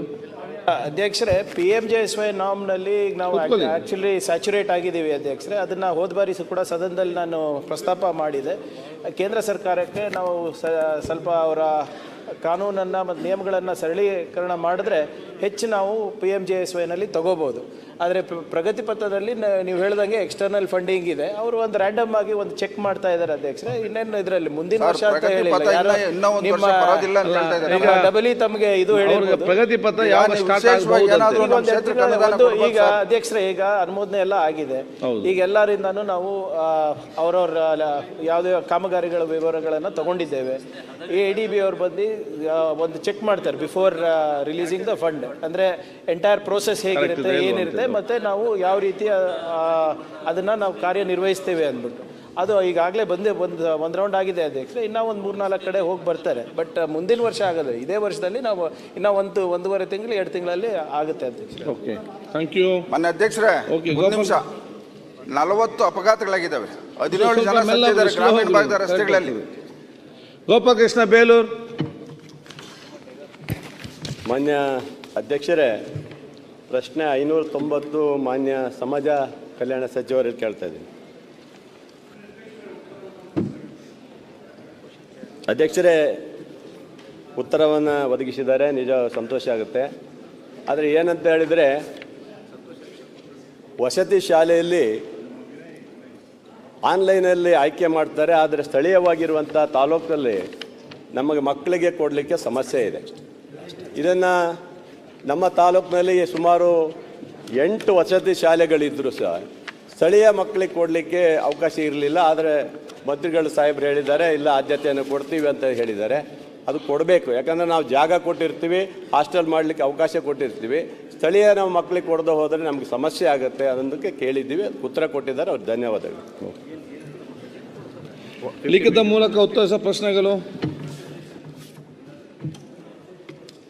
ದಿನಾಂಕ 13/8/2025 3ನೇ ಪಟ್ಟಿಯಿಂದ ಸದನದಲ್ಲಿ ಲಿಖಿತ ಮೂಲಕ ಉತ್ತರಿಸಿರುವ 224 ಪ್ರಶ್ನೆಗಳಿಗೆ ಪೈಕಿ 130 ಪ್ರಶ್ನೆಗಳ ಉತ್ತರಗಳನ್ನು ಸದನದಲ್ಲಿ ಮಂಡಿಸುತ್ತಿದ್ದೇನೆ.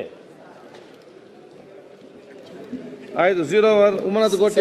ಅಧ್ಯಕ್ಷ, ಒಂದೇ ಒಂದು. ಈಗ ನೆನ್ನೆ ಸುಪ್ರೀಂ ಕೋರ್ಟ್ ಒಂದು ಆದೇಶ ಮಾಡಿದೆ ಅಧ್ಯಕ್ಷೆ. ನಾಯಿಗಳು ಎಲ್ಲದನ್ನು ಕೂಡ ಬೀದಿ ನಾಯಿಗಳನ್ನ ಹಿಡಿಯೋಕ್ಕೆ ದಯಮಾಡಿ ಅದನ್ನು ಎಲ್ಲ ಕಾರ್ಪೊರೇಷನ್ಗೂ ಕೂಡ ಹೇಳಿ ಇಮಿಡಿಯೇಟ್ ಅದನ್ನೆಲ್ಲ ಕೂಡ ಒಂದು ಹಿಡ್ಸೋಕ್ಕೆ ವ್ಯವಸ್ಥೆ ಮಾಡಿದ್ರೆ ಮಕ್ಕಳ ಮೇಲೆ ಪರಿಣಾಮ ಆಗ್ತಾ ಇರ್ತಕ್ಕಂಥ ತಡೆಗಟ್ಬೋದು. ಅದೊಂದು ದಯಮಾಡಿ ಸೂಚನೆ ಕೊಡಬೇಕು ಅಂತ ತಮ್ಮನ್ನು ವಿನಂತಿ ಮಾಡ್ತೀನಿ. ಸುಪ್ರೀಂ ಕೋರ್ಟ್ 3 ನಗರಕ್ಕೆ ಮಾತಾಡಿದೆ. It should be extended to all over the country. ಯಾಕಂದರೆ ಕಳೆದ 6 ತಿಂಗಳಲ್ಲೇ 18,000 ಡಾಗ್ ಬೈಟ್ಸ್ ಬೆಂಗಳೂರಿನಲ್ಲಾಗಿದೆ. 18 ಜನಕ್ಕೆ ರೇಬಿಸ್ ಬಂದಿದೆ. ಅದಕ್ಕೆ it should become applicable even in Bangalore, Mangaluru, Mysuru ಎಲ್ಲ ಕಡೆ ಬರಂಗೆ ಮಾಡಬೇಕು ಅಂತ. ವಿಧಾನಸೌಧ ಆಲ್ಸೋ. ಅಲ್ಲ ಅಧ್ಯಕ್ಷರೇ, 2 ಲಕ್ಷ ಆಯ್ತು ಅಧ್ಯಕ್ಷರೇ, ರಿಪೋರ್ಟೆಡ್ 2 ಲಕ್ಷ ನಾಯಿ ಕಡಿತ ಆಗಿದೆ. 2 ಲಕ್ಷ ಆಯ್ತು. ಹಾಗಾಗಿ ಇದು ಬಹಳ ಸೀರಿಯಸ್ ಮ್ಯಾಟರ್ ಆಗಿದೆ. ಅದಕ್ಕೆ ನಾಯಿಗಳ ಏನು ಪ್ರೇಮಿಗಳಿದಾರೋ ಅವ್ರ ಮನೆಗಳು ಕೊಡೋಣ. ಇಲ್ಲಿ ಬೀದಿಗಳಲ್ಲಿ ಚರ್ಚೆ ಅಲ್ಲ. ದಯವಿಟ್ಟು ಇದು ಸೀರಿಯಸ್ ಮ್ಯಾಟ್ರು. ಯಾಕೆಂದ್ರೆ ಮುಖ್ಯಮಂತ್ರಿಗಳು ತಮ್ಮ ಟ್ವೀಟಲ್ಲಿ ಕಾರ್ಪೊರೇಷನ್ ಅವರು ಬಿರಿಯಾನಿ ನಾಯಿಗಳಿಗೆ ಕೊಡೋದು ಬೇಡ, ನಾಯಿಗಳು ಹಿಡಿಯಂತ ಕೆಲಸ ಮಾಡಲಿ ದಯಮಾಡಿ. ಅದಕ್ಕೊಂಚೂರು ಈಗ ಆದೇಶ ಕೊಡಿ. ಆಯ್ತು, ಹೇಳಿದ್ರಲ್ಲ. ಇದು ಕಡಿವಾಣ ಹಾಕ್ಲಿಕ್ಕೆ ಸುಪ್ರೀಂ ಕೋರ್ಟ್ ಜಡ್ಜ್ಮೆಂಟ್ ಪ್ರಕಾರವಾಗಿ ಕರ್ನಾಟಕ ರಾಜ್ಯದಲ್ಲೂ ಅನುಷ್ಠಾನ ಮಾಡಲಿ ಅಂತ ಕೇಳ್ಕೊತೀನಿ ಸರ್. ಅದಕ್ಕೆ ಸುಪ್ರೀಂ ಕೋರ್ಟ್ ಬರಬೇಕಿತ್ತಲ್ಲ ನನ್ನ ಆಲೋಚನೆ ಮಾಡೋದು ಈಗ. ಸರ್, ಅದಕ್ಕೆ ಪೂರಕವಾಗಿ ನಮ್ಮ ಶಾಸಕರ ಭವನ ಇದೆಲ್ಲ, ಶಾಸಕರ ಭವನದ ಹೊರಗೆ ಬರಲಿಕ್ಕೆ ಗೊತ್ತಿಲ್ಲ, ಬಾಗಿಲು ತೆಗೆದು ಅದರಲ್ಲಿ ಮ್ಯಾಟ್ ಆಗಿದೆಲ್ಲ, ಮ್ಯಾಟಲ್ಲಿ ಮಲ ವಿಸರ್ಜನೆ ಮಾಡಿ ಹೋಗ್ತದೆ, ಹೊರಗೆ ಬರಲಿಕ್ಕೆ ಆಗೋದಲ್ಲ. ಅದು ಶಾಸಕರ ಭವನಕ್ಕೆ ದಯವಿಟ್ಟು ತಾವು ಒಂದು ಗಮನ ಹರಿಸಬೇಕು. ಇದರ ಬಗ್ಗೆ ಒಂದು ಅಲ್ಲಿ ಹೇಳಿ. ನೋಡಿ, ನಮ್ಮ ಪರಿಸ್ಥಿತಿ ಏನಾಗಿದೆ, ಶಾಸಕರು ಇರ್ಲಿ ಅಂತ ಹೇಳುದು. ಶಾಸಕರ ಭವನ ತಮ್ಮ ವ್ಯಾಪ್ತಿಗೆ ಬರುತ್ತೆ ಸನ್ಮಾನ್ಯ ಅಧ್ಯಕ್ಷರ. ಸರ್ ಮಾತಾಡಿ. ತಮ್ಮ ವ್ಯಾಪ್ತಿಗೆ ಬರುತ್ತೆ ಶಾಸಕರ ಭವನ. ದಯವಿಟ್ಟು ಏನ್ ಮಾಡ್ಬೇಕೀಗ? ನಾಯಿಗಳು ಬರ್ದಂಗೆ ಒಂದು ಸ್ವಲ್ಪ ಇದು ಮಾಡಿಸಿ. ಅಲ್ಲಿ ಬೇಕಾ ಬೇಡವಾ? ನಾಯಿಗಳು ಬರ್ದಂಗೆ ಮಾಡಿಸಿ, ನಾಯಿಗಳು ಓಡಿಸಿ. ಸನ್ಮಾನ್ಯ ಅಧ್ಯಕ್ಷರೇ,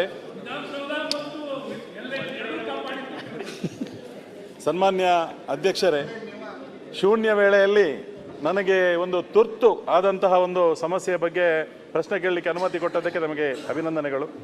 ಸುಮಾರು 28-30 ವರ್ಷಗಳ ಹಿಂದೆ ಡಾಕ್ಟರ್ ಶಿವಾನಂಕಾರ್ ಅಂತ ಪಿಲಿಕುಳ ನಿಸರ್ಗಧಾಮ ಅಂತ ಹೇಳಿಕೊಂಡು ಡಾಕ್ಟರ್ ಭರತ್ ಲಾಲ್ ಮೀನಾ ದಕ್ಷಿಣ ಕನ್ನಡ ಜಿಲ್ಲಾಧಿಕಾರಿಗಳಾಗಿರುವಾಗ ಅದನ್ನು ಪ್ರಾರಂಭಿಸಿದರು. ಬಹುಶಃ ಇದು ಇವತ್ತು ಪಿಲಿಕುಳ ಅಭಿವೃದ್ಧಿ ಪ್ರಾಧಿಕಾರ ಆಗಿ ಮೇಲ್ದರ್ಜೆಗೇರಿ ಅಂತಾರಾಷ್ಟ್ರೀಯ ಮಟ್ಟದಲ್ಲಿ ಅದು ಪ್ರಖ್ಯಾತಿಯನ್ನು ಪಡೆದಂತ ಒಂದು ನಿಸರ್ಗಧಾಮ. ಸುಮಾರು 30 ವರ್ಷ ಪ್ರಸ್ತಾವನೆ ಮಾಡಿ ಸುಮಾರು 30 ವರ್ಷಗಳಿಂದ ಒಬ್ಬರಲ್ಲಿಗೆ ಆ ಪ್ರಾಣಿಗಳಿಗೆ ಆಹಾರವನ್ನು ಹಾಕುವಂತ ಟೆಂಡರ್ ಅನ್ನ ನಿರ್ವಹಿಸ್ತಾ ಇದ್ದಾರೆ. ಈಗ ಹೊಸಬರಿಗೆ ಒಂದು ಟೆಂಡರ್ ಆದ ಬಳಿಕ ನಿನ್ನೆ ಅಲ್ಲಿ ಏನಾಗಿದೆ ಅಂತ ಕೇಳಿದ್ರೆ, ನಿನ್ನೆಲ್ಲ ಮೊನ್ನೆ ಆ ಹಿಂದೆ ಟೆಂಡರ್ ಆಗಿ ಆಹಾರ ಪೂರೈಸಿದ್ದಂಥ ಒಬ್ಬ ವ್ಯಕ್ತಿ ಅಲ್ಲಿಗೆ ಒಬ್ಬ ಸ್ಟೋರ್ ಕೀಪರ್ಗೆ ಫೋನ್ ಮಾಡಿ ಹೇಳ್ತಾನೆ, ಆ ಹುಲಿಗಳಿಗೆ ಒಂದು ವಿಷಪೂರಿತವಾದ ಆಹಾರವನ್ನು ಹಾಕಿ 1-2 ಹುಲಿಗಳು ಸತ್ತರೆ ಪುನಃ ಅವರ ಟೆಂಡರ್ ಕ್ಯಾನ್ಸಲ್ ಆಗಿ ನಮಗೆ ಬರ್ತದೆ ಅಂತ ಹೇಳಿಕೊಂಡು ಒಂದು ಫೋನ್ ಮುಖಾಂತರ ತಿಳಿಸ್ತಾನೆ. ಇವತ್ತು ಇಬ್ಬರ ಮೇಲೆ FIR ಆಗಿ ಅಲ್ಲಿ ಕಾವೂರು ಸ್ಟೇಷನ್ ನಲ್ಲಿ FIR ಆಗಿದೆ. ಆದ್ದರಿಂದ ಇದು ಬಹಳ ಗಂಭೀರವಾಗಿ ನಾವು ಚಿಂತೆ ಮಾಡುವಂತ ಒಂದು ವಿಷಯ. ಯಾಕೆಂತ ಹೇಳಿದ್ರೆ ಅಂತಾರಾಷ್ಟ್ರೀಯ ಮಟ್ಟದಲ್ಲಿ ಪಿಲಿಕುಳ ಅಭಿವೃದ್ಧಿ ಪ್ರಾಧಿಕಾರ ದೊಡ್ಡ ಮಟ್ಟದಲ್ಲಿ ಇವತ್ತು ಅಲ್ಲಿ ಇರುವಂತಹ ಪ್ರಾಣಿಗಳು ಅನೇಕ, ಇವತ್ತು ಒಂದು ಹುಲಿ ಸತ್ರೆ ಇವತ್ತು ದೊಡ್ಡ ಸಂಗತಿ. ಸರ್ಕಾರ ಉತ್ತರ ಕೊಡ್ತದೆ. ಇದಕ್ಕೆ ಮಾನ್ಯ ಸಚಿವರು ಇದಕ್ಕೆ ಇಂಥ ಒಂದು ಕ್ರಿಮಿನಲ್ ಅಫೆನ್ಸ್, ಇದಕ್ಕೆ ದಯವಿಟ್ಟು ತಾವು ಉತ್ತರ ಕೊಡಬೇಕು. ನಮ್ಮ ಪಿಲಿಕುಳ ಅಭಿವೃದ್ಧಿ ಪ್ರಾಧಿಕಾರ ಮತ್ತು ಅದರ ಪ್ರಾಣಿಗಳನ್ನು ಪ್ರಸ್ತಾವನೆ ಮಾಡ್ಲಿಕ್ಕೆ ಮಾತ್ರ ಉತ್ತರ ಕೊಡಿ. ಚರ್ಚೆ ಬೇಕಾ ಬೇರೆ ತಗೊಳ್ವಾ? ಈಗ ಗೃಹ ಸಚಿವರಿಲ್ಲ, ಇವತ್ತು ಕೇಳ್ತೀರಾ ಅಥವಾ ನಾಳೆ ಕೇಳ್ತೀರಾ? ಅದ ಇಲ್ಲ ಮಾತಾಡ್ತೇವೆ, ಅದೇ ಚರ್ಚೆ ಇಲ್ಲ, ಬರೀ ಪ್ರಸ್ತಾವನೆ ಮಾತ್ರ 0 ಅವರಲ್ಲಿ. ಅಲ್ಲ, ಉತ್ತರ ಕೊಡ್ಬೇಕಾದ ಸಭಾಧ್ಯಕ್ಷ. ನಿಮ್ಗೆ ಚರ್ಚೆ ಬೇಕಾದ ಒಂದು ಕಾಲಿಂಗ್ ಅಟೆನ್ಷನ್ ತಗೊಳ್ಬೇಕು. ನೀವು 0 ಅವರಲ್ಲಿ ಅದನ್ನು ಈ ವಿಷಯವನ್ನು ಪ್ರಸ್ತಾಪಿಸಿ ಮಾತ್ರ, ಮತ್ತೆ ಸರ್ಕಾರ ಇವತ್ತು ಅದನ್ನ ನಾಳೆ ಉತ್ತರ ಕೊಡ್ತದೆ. ಸೊ ಈ ಗೃಹ ಸಚಿವ ಇಲ್ಲದ ಕಾರಣ ನಾಳೆ ಅಥವಾ ಸೋಮವಾರ ಮಾಡ್ತೀರಾ? ಇವತ್ತು ಗೃಹ ಸಚಿವ ಯಾರು ಕೊಡಿ. ಒಂದು ನಿಮಿಷ, ಅವ್ರ ವಿಷಯ ಪ್ರಸ್ತಾಪ ಮಾಡ್ಲಿ, ನೀವು ಉತ್ತರ ಈಗ ಕೊಡಿಸ್ತೀರಾ ಆಮೇಲೆ ಕೊಡಿಸ್ತೀರಾ? ಅಲ್ಲ, ವಿಷಯ ಗಂಭೀರ ಇದೆ, ಕಾರ್ಯಕರ್ತ ತೀರ್ಕೊಂಡಿದ್ದಾರೆ. ಅಲ್ಲ, 0 ಪ್ರಸ್ತಾಪ ಮಾಡಿ, ಪ್ರಸ್ತಾಪ ಮಾಡ್ತೇನೆ ಒಟ್ಟಿಗೆ. ಮಾನ್ಯ ಸಭಾಧ್ಯಕ್ಷರೇ, ಕೊಪ್ಪಳದಲ್ಲಿ ಇತ್ತೀಚೆಗೆ ಅಂದರೆ 3ನೇ ತಾರೀಕು, ಆಗಸ್ಟ್ 3ನೇ ತಾರೀಕು ಒಂದು ಬರ್ಬರ ಹತ್ಯೆ ಆಗಿದೆ. ಗವಿಸಿದ್ದಪ್ಪ ನಾಯಕ ಅಂತಕ್ಕಂಥ ವಾಲ್ಮೀಕಿ ಸಮುದಾಯಕ್ಕೆ ಸೇರಿರ್ತಕ್ಕಂಥ ಒಬ್ಬ ಹಿಂದೂ ಕಾರ್ಯಕರ್ತನ ಬರ್ಬರ ಹತ್ಯೆ ಆಗಿರ್ತಕ್ಕಂಥ ಕಾರಣ ಏನು ಅಂತ ಹೇಳಿದ್ರೆ, ಗವಿಸಿದ್ದಪ್ಪನವರು ಅನ್ಯ ಕೋಮಿನ ಹುಡುಗಿಯ ಜೊತೆ ಹುಡುಗಿಯನ್ನ ಪ್ರೀತಿಸ್ತಿದ್ದ ಅನ್ನುವ ಕಾರಣಕ್ಕೆ ಸಂಜೆ 7:30 ಸುಮಾರಿಗೆ ಒಬ್ಬ ಅನ್ಯ ಕೋಮಿನ ವ್ಯಕ್ತಿ, ಸೈಯದ್ ಅಂತಕ್ಕಂಥ ವ್ಯಕ್ತಿ ಮಚ್ಚಿನಿಂದ ಕಡ್ದು ಹಾಕಿರ್ತಕ್ಕಂಥದ್ದು ಇವತ್ತು ದೇಶಾದ್ಯಂತ ಇವತ್ತು ಸುದ್ದಿ ಆಗಿದೆ. ಇವತ್ತು ವಿಚಾರ ಏನಪ್ಪ ಅಂತ ಹೇಳಿದ್ರೆ, ಅಲ್ಲಿ ಮಾರನೇ ದಿನ ಅವನ್ನ ಕೊಲೆ ಮಾಡುವ ಮುಂಚಿತವಾಗಿ ಹಿಂದಿನ ದಿನನೇ ಆ ವ್ಯಕ್ತಿ ಇನ್ಸ್ಟಾಗ್ರಾಮ್ನಲ್ಲಿ ಮಚ್ಚನ್ನು ಹಿಡ್ಕೊಂಡು ರೀಲ್ಸ್ಗಳನ್ನು ಮಾಡಿ ಇನ್ಸ್ಟಾಗ್ರಾಮಲ್ಲಿ ಪೋಸ್ಟ್ ಮಾಡಿದ್ರು ಸಹ ಅಲ್ಲಿ ಪೊಲೀಸ್ ಇಲಾಖೆ ಎಚ್ಚರಿಕೆಯನ್ನು ವಹಿಸದೇ ಇರತಕ್ಕಂಥ ಸಲುವಾಗಿ ಈ ಒಂದು ಬರ್ಬರೆ ಹತ್ಯೆ ಆಗಿರ್ತಕ್ಕಂಥದ್ದು. ಹತ್ಯೆ ಆದ ನಂತರದಲ್ಲಿ ಅಲ್ಲಿ ವಾಲ್ಮೀಕಿ ಮಹಾಸಭಾ ಮತ್ತು ಎಲ್ಲ ಹಿಂದೂ ಸಂಘಟನೆಗಳು ಇದನ್ನು ಪ್ರತಿಭಟನೆ ಮಾಡಿ ಇದಕ್ಕೆ ನ್ಯಾಯ ಸಿಗಬೇಕು ಅಂತೇಳಿ ಕೊಪ್ಪಳ ಬಂದ್ ಕೂಡ ಆಗಿರ್ತಕ್ಕಂಥದ್ದು. ಇಲ್ಲಿ ವಿಚಾರ ಏನಪ್ಪ ಅಂತ ಹೇಳಿದ್ರೆ, ಮಾನ್ಯ ಸಭಾಧ್ಯಕ್ಷರೇ, ಗವಿಸಿದ್ದಪ್ಪ ನಾಯಕ ಒಂದು ವಾಲ್ಮೀಕಿ ಸಮುದಾಯಕ್ಕೆ ಸೇರಿರ್ತಕ್ಕಂಥವನು. ಅವ್ರ ತಂದೆ ನಿಂಗಪ್ಪನವರು ಅವರು ಕೂಡ ಈಗಾಗಲೇ ಕಂಪ್ಲೇಂಟನ್ನು ಕೂಡ ಕೊಟ್ಟಿದ್ದಾರೆ. ಯಾವಾಗ ಬಂದ್ ಕರೆದು ಗಲಾಟೆ ಆಯಿತು, ಗಲಾಟೆ ಆದ ನಂತರದಲ್ಲಿ ಆಗ ಪೊಲೀಸರು ಎಚ್ಚೆತ್ಕೊಂಡು 2-3 ಜನನ ಅರೆಸ್ಟ್ ಮಾಡ್ತಕ್ಕಂಥ ಒಂದು ಪ್ರಯತ್ನ ಮಾಡಿದ್ದಾರೆ. ಇಲ್ಲಿ ನಾವು 2 ಒತ್ತಾಯವನ್ನು ನಾವು ಮಾಡ್ತಾ ಇದ್ದೇವೆ ಮಾನ್ಯ ಸಭಾಧ್ಯಕ್ಷರೇ. ಒಂದು, ಈ ಪಾಪ ಬಡ ಕುಟುಂಬಕ್ಕೆ ಸೇರಿರ್ತಕ್ಕಂಥ ಈ ಗವಿಸಿದ್ದಪ್ಪ ನಾಯಕ ತಂದೆ ಕೂಲಿ ಕೆಲಸ ಮಾಡ್ಕೊಂಡಿದ್ದಾರೆ, 3 ಜನ ಹೆಣ್ಮಕ್ಳು ಕೂಡ ಇದ್ದಾರೆ. ಹಾಗಾಗಿ ಅವ್ರ ಮನೆಯನ್ನ ನಡೆಸೋದಕ್ಕೆ ಖಂಡಿತ ಸಾಧ್ಯನೂ ಇಲ್ಲ. ಹಾಗಾಗಿ ನಾನು ಸರ್ಕಾರಕ್ಕೆ ನಾನು ಆಗ್ರಹ ಮಾಡ್ತಾ ಇದ್ದೇನೆ, ಇವತ್ತು ಆ ಕುಟುಂಬಕ್ಕೆ ಪರಿಹಾರ ಕೊಡಬೇಕಾಗ್ತದೆ. ಹಿಂದೆ ಮಂಗಳೂರಿನಲ್ಲಾದಂಥ ಘಟನೆಯಲ್ಲಿ ಫಾಜಿಲ್ ಪ್ರಕರಣದಲ್ಲಿ ಆ ಕುಟುಂಬಕ್ಕೆ 25 ಲಕ್ಷ ರೂಪಾಯಿ ಪರಿಹಾರನೂ ಕೂಡ ಕೊಟ್ಟಿದ್ರು. ಆದರೆ ಈತ ಬಹಳ ಬಡ ಕುಟುಂಬ ಆಗಿರುವ ಕಾರಣ ಕನಿಷ್ಠ 50 ಲಕ್ಷ ರೂಪಾಯಿ ಪರಿಹಾರವನ್ನು ರಾಜ್ಯ ಸರ್ಕಾರ ಕೊಡಬೇಕು ಮತ್ತು 2 ಎಕರೆ ಭೂಮಿಯನ್ನು ಕೂಡ ಆ ಕುಟುಂಬಕ್ಕೆ ಕೊಡಬೇಕು. ಮತ್ತೆ ಆ ಕುಟುಂಬದ ಒಬ್ಬ ಸದಸ್ಯರಿಗೆ ಒಂದು ಸರ್ಕಾರಿ ನೌಕರಿಯನ್ನ ಕೊಡಬೇಕು ಅಂತ ಹೇಳ್ತಾ ಬಹಳ ಪ್ರಮುಖವಾಗಿರ್ತಕ್ಕಂಥ ಅಂಶ ಹೇಳ್ತಾರೆ ಮಾನ್ಯ ಸಭಾಧ್ಯಕ್ಷರೇ. ಈ ಪ್ರಕರಣ ಬಹಳ ಗಂಭೀರವಾಗಿರ್ತಕ್ಕಂಥ ಪ್ರಕರಣ. ಬಹುಶಃ ಮಂಗಳೂರಿನ ಸುಹಾಸ್ ಶೆಟ್ಟಿ ಹತ್ಯಾದ ಹೆಚ್ಚಿನ ವಿಡಿಯೋಗಳಿಗೆ ಪ್ರತಿಧ್ವನಿ ಯೂಟ್ಯೂಬ್ ಚಾನೆಲ್ ಸಬ್ಸ್ಕ್ರೈಬ್ ಮಾಡಿ, ಬೆಲ್ ಐಕಾನ್ ಕ್ಲಿಕ್ ಮಾಡಿ.